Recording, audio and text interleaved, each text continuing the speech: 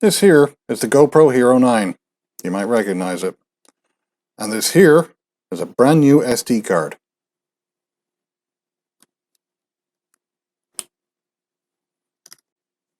And that there is one of the worst mistakes you could possibly make with a GoPro camera.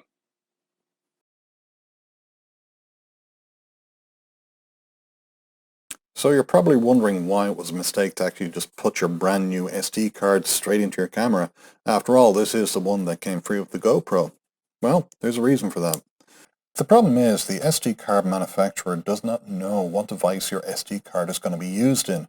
After all, there are a number of devices that use SD cards, MP3 players, cameras, smartphones, the list is endless, tablets. I mean, you could just go on all day. Well, the fact is, each one of those devices actually uses a different format and a different file structure for their SD card use. So when you get the SD card brand new from the manufacturer, they just give it a generic format. They expect people to actually format the card in the device that it's going to be used in because that's the best thing you can do. And unfortunately, not a lot of people do that. They actually just put it straight in their camera, in which case they start running into errors like your camera freezes or locks up, or you get the error message on it saying file repairing, and the more you use it, the more you get these lockups and issues. Your camera might stop recording after 2 or 3 minutes or 10 or 20 seconds. And the reason for this is most likely an improperly formatted SD card.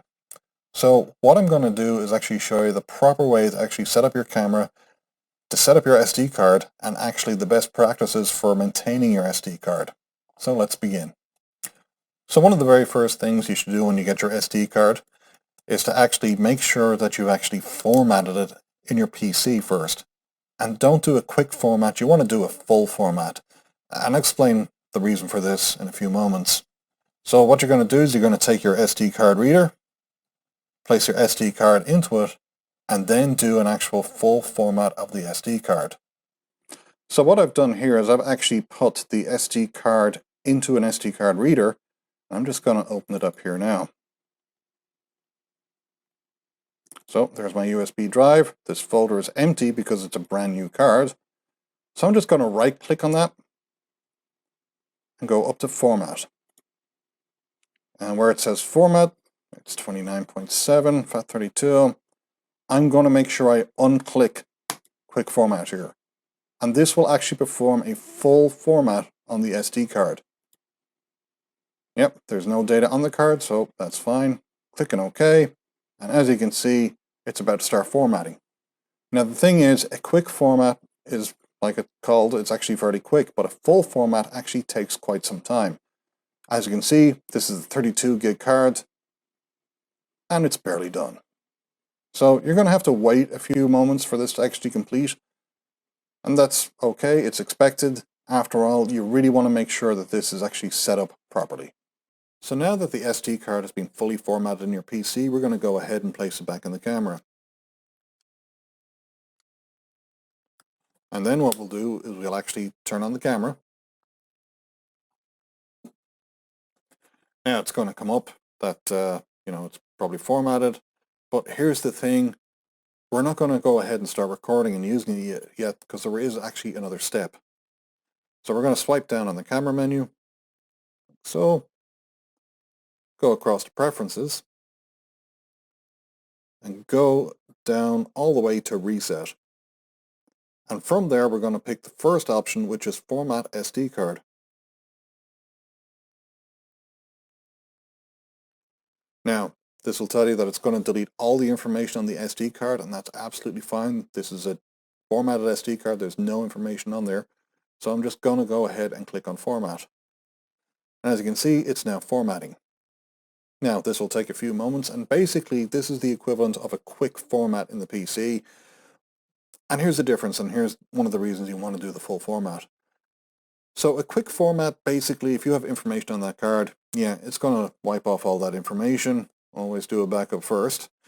But what's actually going to happen is that with a quick format, it deletes all the file information and then sets back up your SD card to use the proper file format.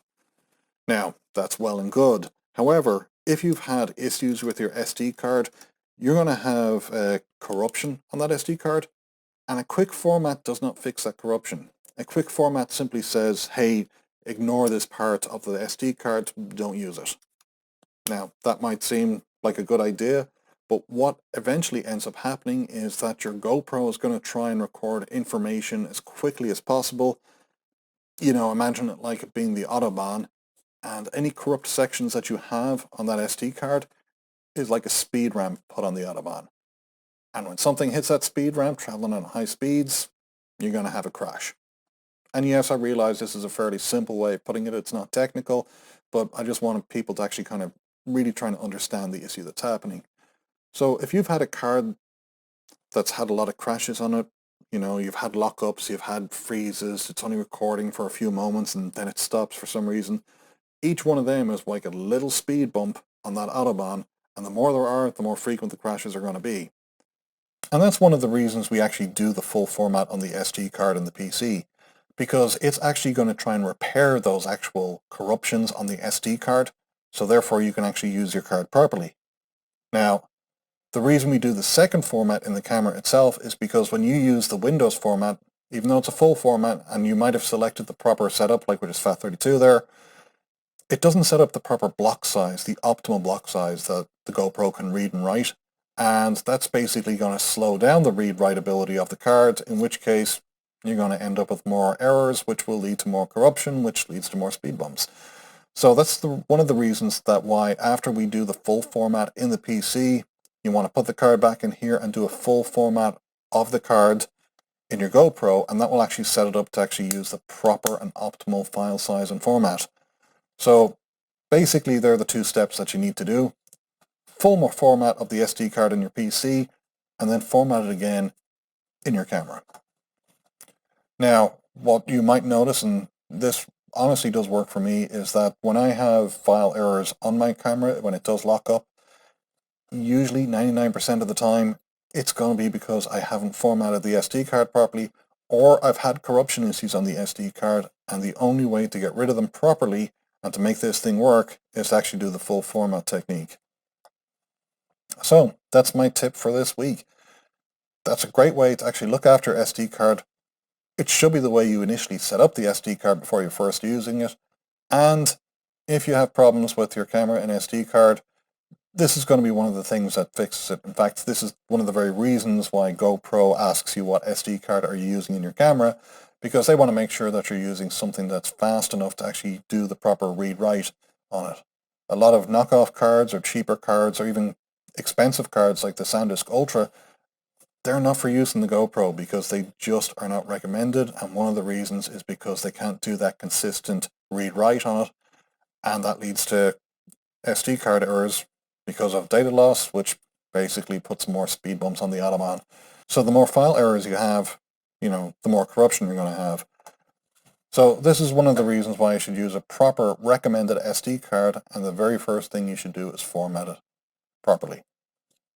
I hope this tip has actually helped you. If you liked the video, please click like below.